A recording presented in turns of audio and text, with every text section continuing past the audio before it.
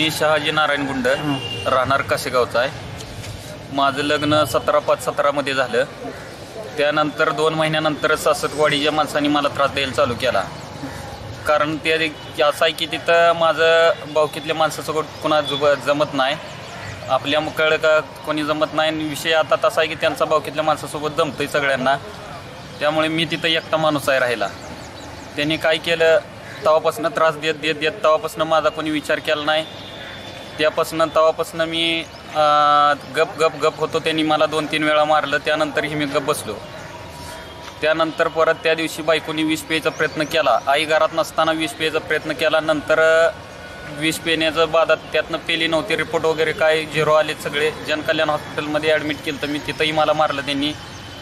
त्यानंतर मी गप बसलो. 5-6 दिवसांनी नंतर संक्रांत झाली. सकाळ उठून ते घरी आले. बायको सोनं, चपला, कपडे सगळे मागितले. सगळे दिल्यानंतरही मला माझा मोबाईल माझ्या हातून काढून घेतला. आईचं गळ्यातलं वगैरे सगळं सोनं वगैरे नेलं. घरात घुसून त्यांनी घरातली काय त्यांना लूट करू वाटते तेवढी लूट केली. त्यानंतर आईला आणि मला लाईटची केबल आणि मोठ्या दंडकेनी आणि आपली प्लास्टिक पाईप, रबरी प्लास्टिक पाईप त्यांनी मारलं. मग त्यात आईला काय झालं? आईला ॲडमिट केलं तर जनकल्याणमध्ये नेऊन. आईला तिथं पाठीमागं टाके वगैरे पडलेत, 5-6 टाके पाठीमागं पडलेत. आणि येथून खाली काय आईला भागच शिल्लक राहिला नाही.